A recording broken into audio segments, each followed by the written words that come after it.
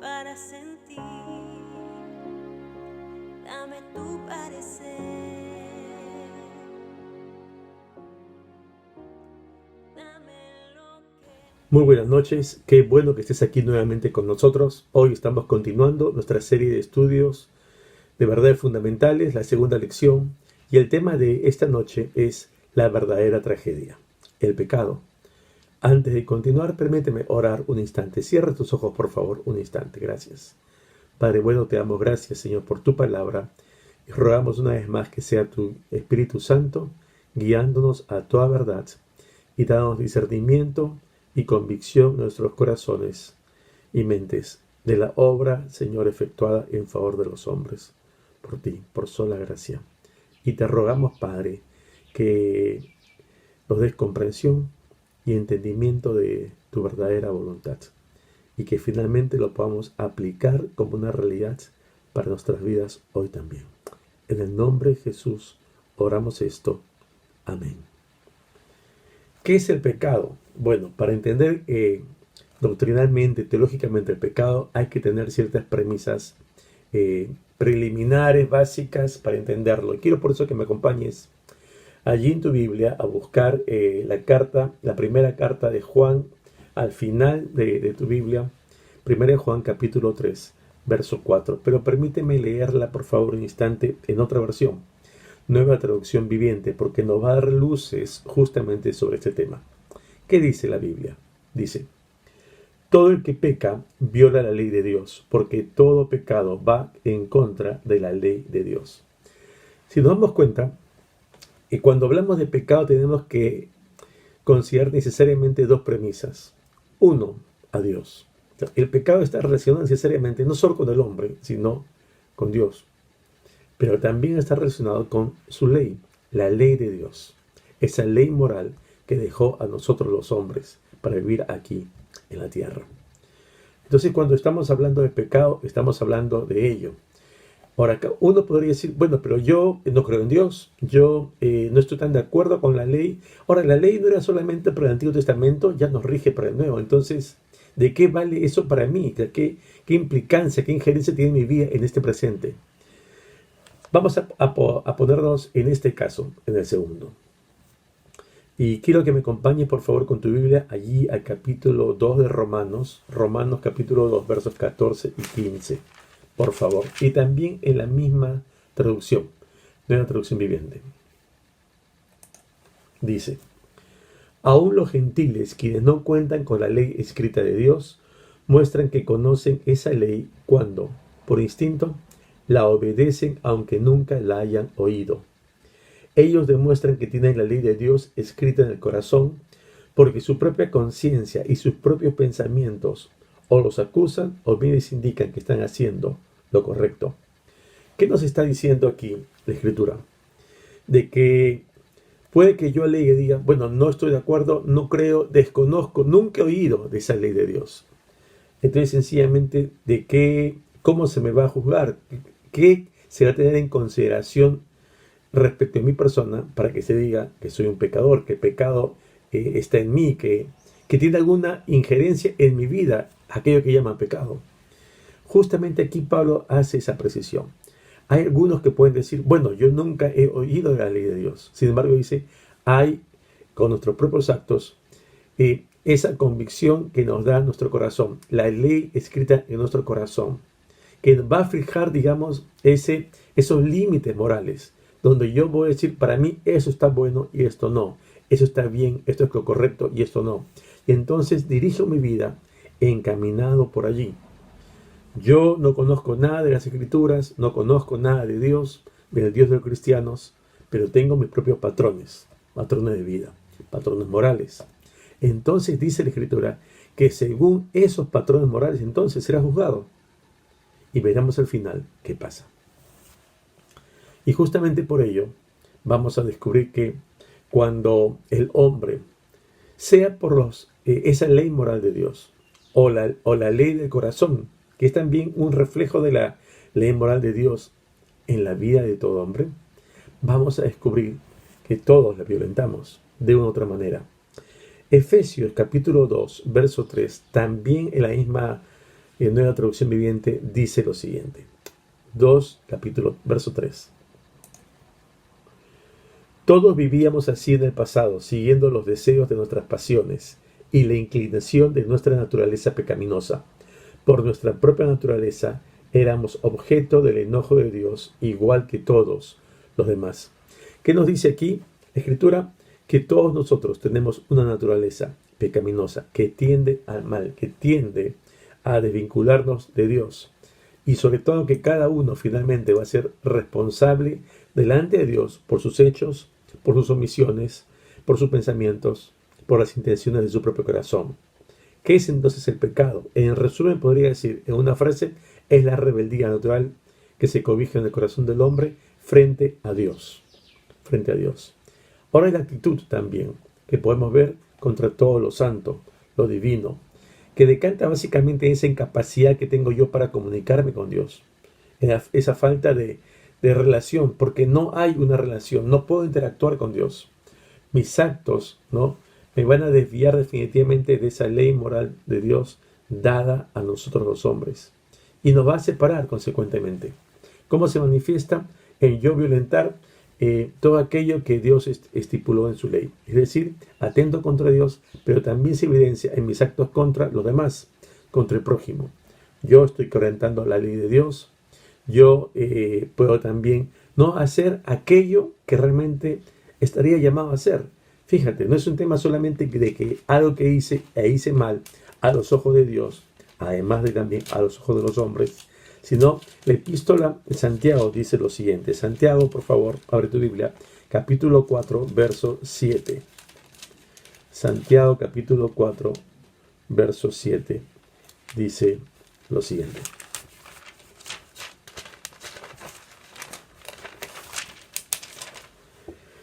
Y al que sabe hacer lo bueno y no lo hace, ¿qué dice? Le es pecado. Es decir, no se trata solamente de un tema de acción, sino también un tema de omisión.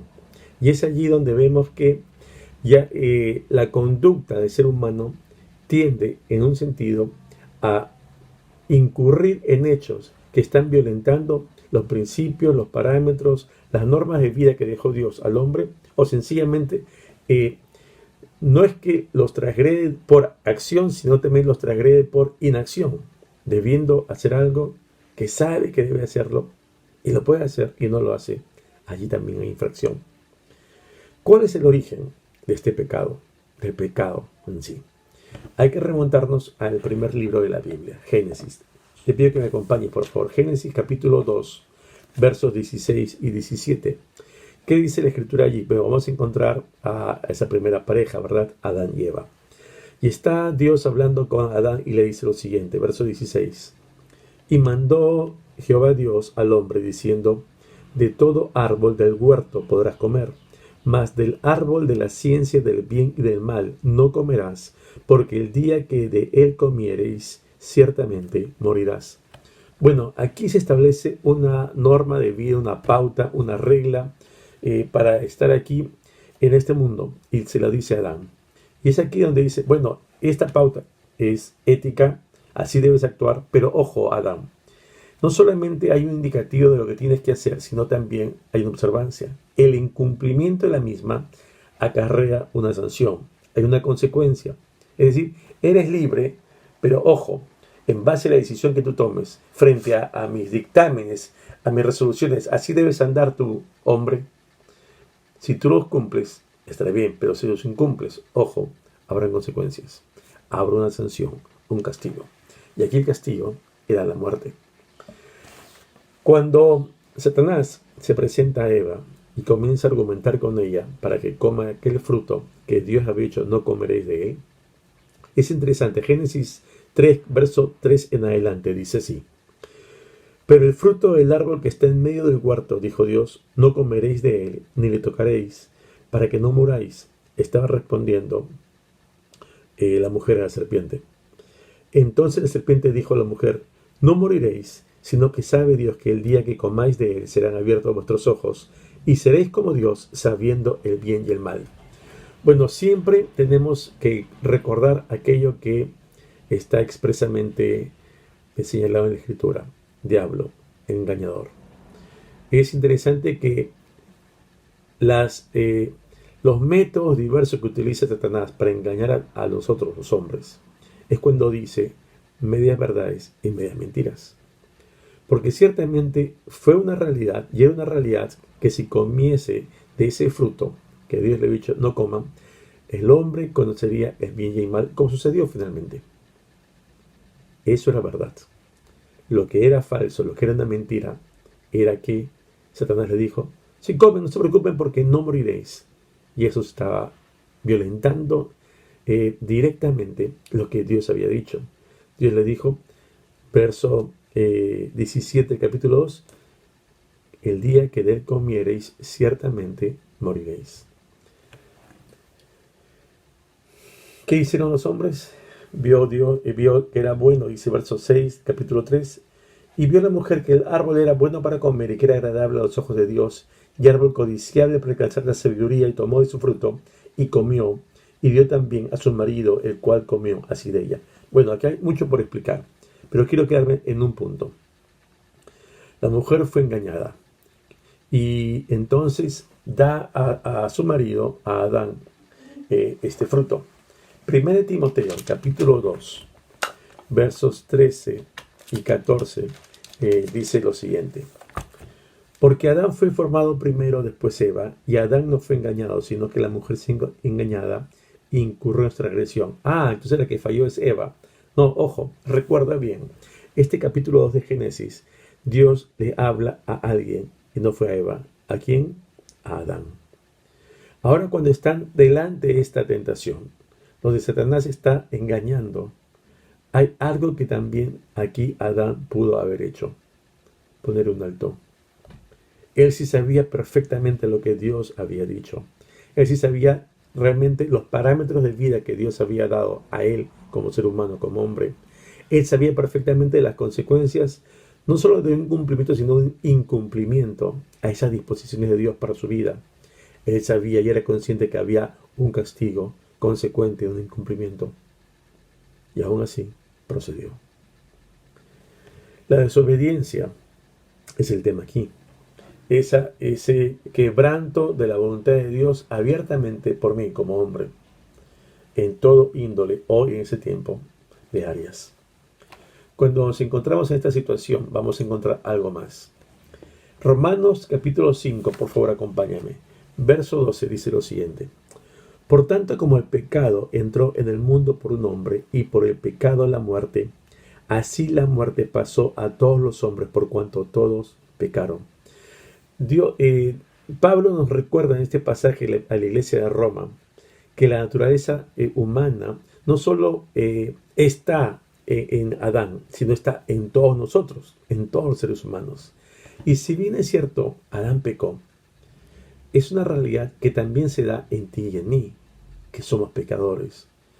No necesariamente con el mismo pecado de Adán, pero sí en nuestras vidas, violentando de diversas maneras aquellos principios de Dios que Él ha dejado en su palabra para nosotros.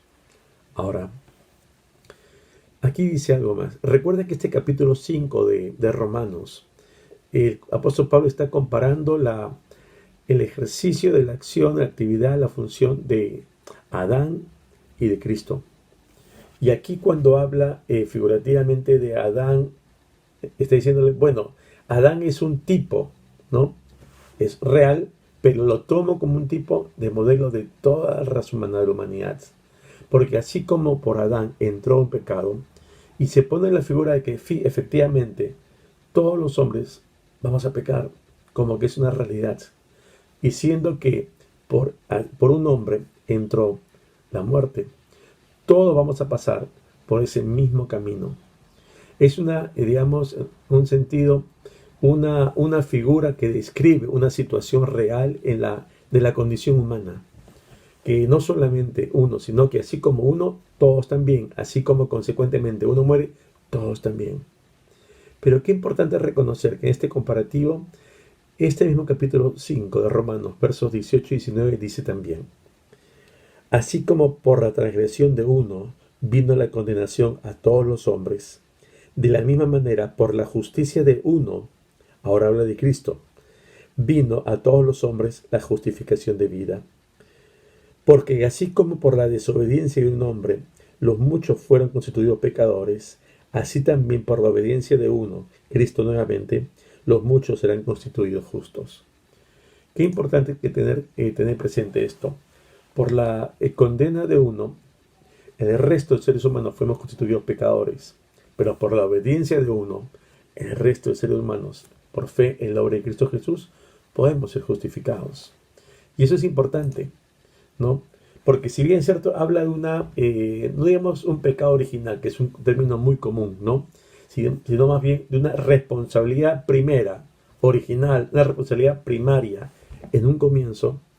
Es una responsabilidad que finalmente también nos alcanza a cada uno, porque cada uno en un momento de nuestra vida tomamos también decisiones, y esa responsabilidad también tenemos que asumir nosotros individualmente, no Adán. Adán es responsable de su pecado, de su transgresión. Tú y yo vamos a ser responsables, como también lo fue Adán, de nuestras propias transgresiones. Y ese es el punto, que así como Adán tiene que sufrir luego una consecuencia producto de su transgresión personal, el pecado que tú y yo cometamos nos lleva también delante de Dios a ser sujeto pasivo de un juicio y una condena producto de esa transgresión que tú y yo hemos cometido. Ese es el punto. Pero también acá nos dice que así como por un hombre entró el pecado en el mundo, por un hombre también entró ¿qué cosa? El perdón, la salvación, la gracia, la justificación.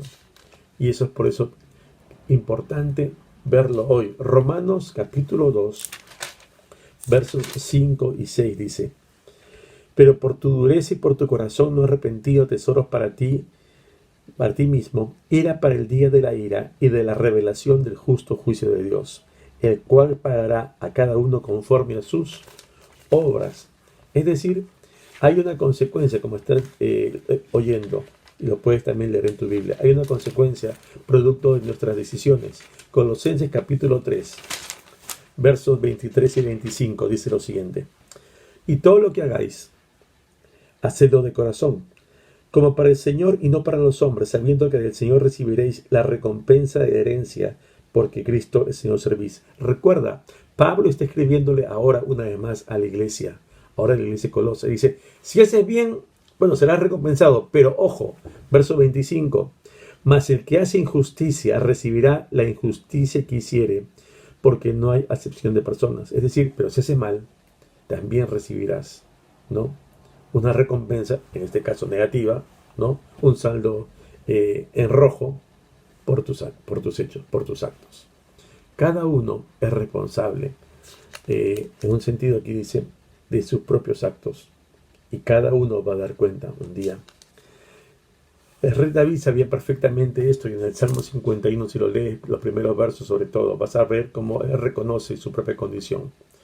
¿Cuáles son las consecuencias del pecado en la vida del hombre, el pecado en tu vida y en mi vida?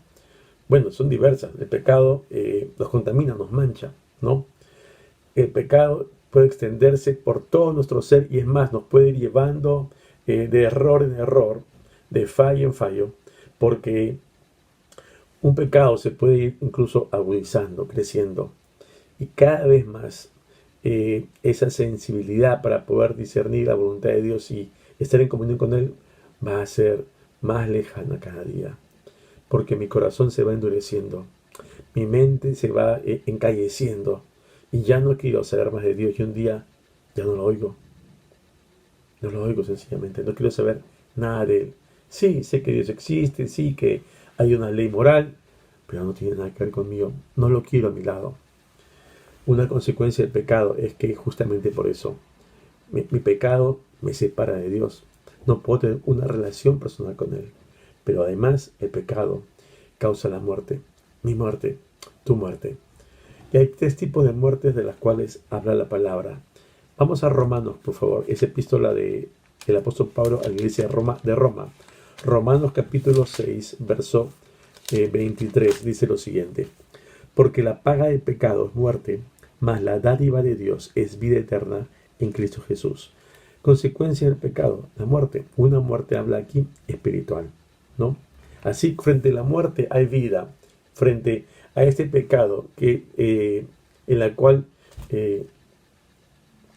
incursiona el hombre producto de su decisión, hay también una vida que provee, ¿quién? Un Salvador, Cristo. Y es la muerte espiritual, la primera consecuencia del pecado personal, pero también tenemos la muerte física, ¿verdad? Aquella que tú y yo conocemos. Y por último, que esa muerte física limita nuestra existencia en el tiempo y aquí en este espacio. Y por último tenemos la muerte, que la muerte eterna o la segunda muerte.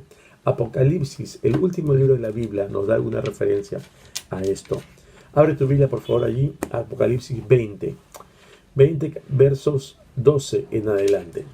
Pero antes de leer, yo quiero recordarte algo. Hay un tema que tienes que tú tener presente. Si cada uno es responsable de sus hechos, de sus actos y de sus omisiones, y un día dará cuenta a Dios por ellos, es importante que tengamos presente lo que compartimos la semana pasada. No es que al final de nuestros tiempos se definirá, bueno, tú vas a ir al cielo o al infierno. No, sino eso se define antes de esa muerte física. ¿Por qué? Porque recuerda a qué vino Jesús, a buscar y a salvar lo que se había perdido. Cuando Juan habla justamente de ese plan de salvación de Dios para el hombre, nos habla de que hay un estado primario en el hombre que es de condenación, y es por eso que se necesitaba de una salvación. O sea, esa realidad está vigente en el hombre, producto de nuestros propios actos. Hoy, al haber transgredido, ya tenemos una sentencia lista. Y de ese estado postrero es que Dios nos quiere libertar, ¿no? Para que tengamos no muerte final, no muerte espiritual, no muerte eterna, sino ¿qué cosa? Vida. Y por eso envió a su Hijo para salvarnos de esa condición final, de ese estado final de condenación eterna. Y entonces tenemos que recordar o aprender algo. Hay, en un sentido, dos tribunales, dos juicios finales, no uno. Uno será para la iglesia del Señor y otro para los que no creyeron y quisieron vivir a su manera, desconociendo a Dios. El primero se llama Tribunal de Cristo. Y frente al Tribunal de Cristo está básicamente toda la iglesia del Señor. Ahora, permíteme un instante, por favor.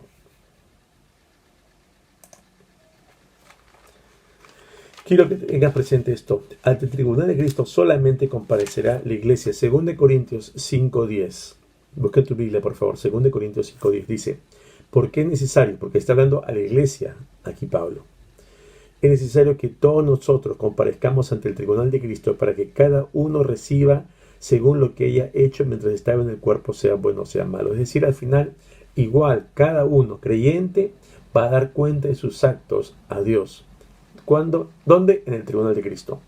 Pero está el otro juicio, digamos, en un sentido, el otro tribunal, también presidido por Dios.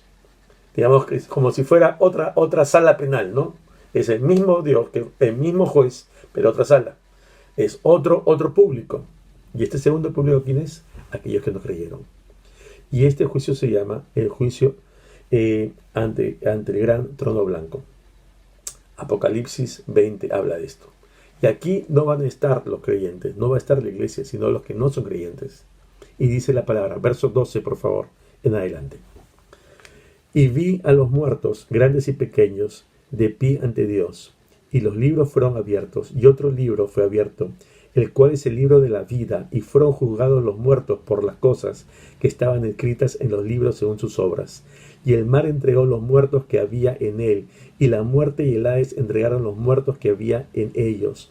Y fueron juzgados cada uno según sus obras. La muerte y el Hades fueron lanzados al lago de fuego. Esta es la muerte segunda. Y el que no se halló inscrito en el libro de la vida fue lanzado al lago de fuego. Una separación de Dios por la eternidad. Ese es el destino final de aquellos que no creyeron en Jesucristo como Salvador. Salvación y condenación. Cada uno va a dar cuenta de su vida un día al final delante de Dios. Pero ojo, te das cuenta, son dos públicos distintos. Uno es los que sí creyeron en la obra de Cristo Jesús y otros los que no, pero todos daremos cuenta un día a Dios. Finalmente, ¿cuál es la solución para el pecado del hombre? Ya te adelanté. El fin de semana, en el culto, hablamos justamente por qué vino Jesús. Marcos capítulo 1, verso 15, por favor. El Evangelio de Marcos es el tercer Evangelio allí en tu Biblia. No en orden cronológico, pero es en tu Biblia y dice así. Está Marcos citando a Jesús. El tiempo se ha cumplido y el reino de Dios se ha acercado. Arrepentíos y creed ¿en qué? En el Evangelio. Ese es el punto. Hay un tiempo, es el kairos de Dios, es el momento oportuno. No es como dijera Juan el Bautista, el precursor de Jesús, ya viene, sino ya llegó. Y aquí está diciendo eso, ya es el momento, ya es tiempo de ¿qué? De arrepentirse, de pensar diferente, de dar un giro de 180 grados y reconsiderar nuestro modo de vida. Que esa, ética que yo estoy viviendo, que es la vida práctica, ¿no? Estoy violentando con ella uno y muchos de los dispuestos por Dios en su palabra. Y entonces me constituye ello en pecador, ¿no? Y me constituye el ser pecador en merecedor de una sanción. ¿Cuál es? La muerte. 3 tipos de muerte, pero sobre todo, y consecuencia de ello, la condenación eterna, la separación eterna de Dios. Frente a esto, ¿qué nos dice? Recuerda la obra de Jesucristo. Dice, el tiempo, el reino de los cielos se ha acercado, Dios se acercó al hombre. Arrepiéntete, ¿no? Arrepiéntete y cree en el Evangelio. Y cree en el Evangelio. Ten fe en la obra que hizo Jesús por ti. Ten fe en la obra que Jesús hizo por ti. De allí que yo te animo a que tú puedas también considerar en esta hora este punto. Tener fe. Darte cuenta de tu propia vida y cómo estás actuando. Y es importante de ello, porque de ello depende tu destino, no solamente presente, sino el futuro, el eterno. El Evangelio de Juan, capítulo 5, vamos terminando, dice lo siguiente. Capítulo 5, verso 24. Está escribiendo Juan y está citando a Jesús. Jesús dijo, de cierto os digo, el que oye mi palabra y cree al que me envió, tiene vida eterna, y no vendrá a condenación, mas ha pasado de muerte a vida. El que oye mi palabra y cree al que me envió, el Padre, ¿qué dice? Tiene vida eterna. Y habla, fíjate, esa vida eterna frente a la muerte eterna. Y no vendrá condenación, está saliendo de ese estado, mas ha pasado ¿de qué? De muerte a vida. ¿Quién hace la diferencia? No la hace el hombre. ¿Quién la hace? Dios. ¿Quién la hace? La persona de Jesucristo en la obra de redención efectuada por Él en la cruz. Cree y tendrás vida. Y saldrás de ese estado de condenación al otro, a la salvación. Pablo nos recuerda en su epístola, Romanos capítulo 5, verso 8, dice, mas Dios muestra su amor para con nosotros en que siendo aún pecadores, Cristo murió por nosotros. No es que Dios dijera, este es un buen tipo. No, este sí merece. No se trata de merecimiento, lo vimos la semana pasada. Es un tema de gracia, de regalo, de dádiva de Dios al hombre. El injusto, ¿verdad? Tú y yo. El pecador, tú y yo. Aquel que quebranta los planes, los principios de Dios, la regla de Dios, tú y yo. Sin embargo, Él nos ofrece ese regalo que es la salvación. Y aquí nos dice entonces, mas Dios muestra su amor, porque eso es lo que muestra. O sea, no lo merecemos, pero Dios nos ama. Y es por amor entonces que le envía a su Hijo Jesucristo, para que tú y yo tengamos perdón de pecados. Y así recordemos que es Él, Jesucristo, quien en esa cruz dio su vida por amor, por ti y por mí. Ahora, ¿cómo entender esta obra de Cristo en favor tuyo y en favor mío? Vamos a lo último. Efesios 1:7. Efesios 1:7. La epístola de Pablo a la iglesia de Éfeso dice, hablando en el amado, hablando del Hijo de Jesucristo, nuestro Señor dice, en quien tenemos redención por su sangre, el perdón de pecados. Y volviendo a Romanos 5:9 dice lo siguiente, porque pues mucho más, estando ya justificados en su sangre, en el Cristo, por él seremos salvos de la ira. ¿Tiene algo que ver la sangre? ¿Tiene algo que ver la obra de Cristo? ¿Cómo entender todo esto? Sencillo. Tiene que ver justamente con el tema de la próxima semana.